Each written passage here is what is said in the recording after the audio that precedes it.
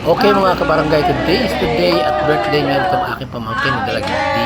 Okay, so anis na siya ngayon at maraming pinagdaanan sa buhay ang bata niya bago namin yan ako. Diyos ko, takot ang sakripisyo namin diyan. And even though na kahit naman ganon ay pagdiriwang pa rin natin ang kanyang 15th birthday today dahil na siya ay masayahin tao at life of the party ng aming pamilya ay wala naman ako may regalo sa kanya kung itong vlog na ito. Kaya pag sumasamahan lang natin saksiyan ang kanyang napakasimpleng birthday today. Ayan si Jamie, ang aming dalaginding na talaga namang kung minsan idinadala namin sa Batangas at tinahapo.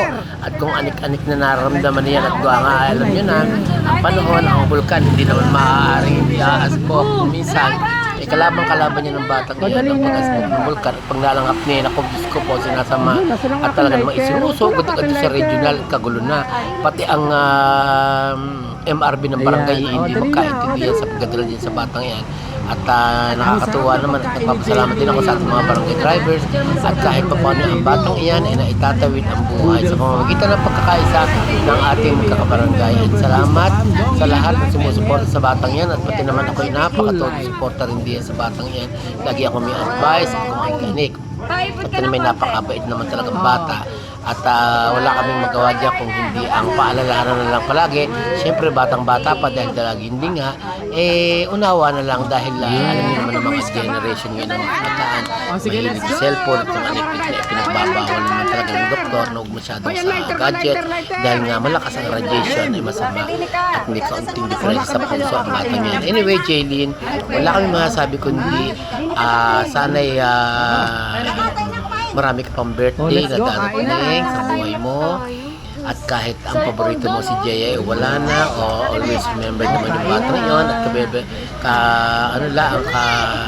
kabababalok sa lang isang araw and anyway ay ganun talagang buhay, una-una lang yan and palagi mo tatandaan naman ka namin at palagi mo tatandaan na lahat ng pangako ng ano namin sa'yo, ng payo namin sa iyo ay para sa kabutihan mo yan at kaya ikaw ay susunod naman sa patatanda. Bawal ang palagi ng kolesterol pero ang inuupakan lang palagi ay mga kolesterol, ang tigas din ng ulo mo at pasaway ka. Pero anyway, kahit paano ay pinagsasama-samahan namin ang iyong birthday party today. Napakasimple pero rock at ang daming pagkain sa lamesa at talaga naman budol fight talaga ang pamilya.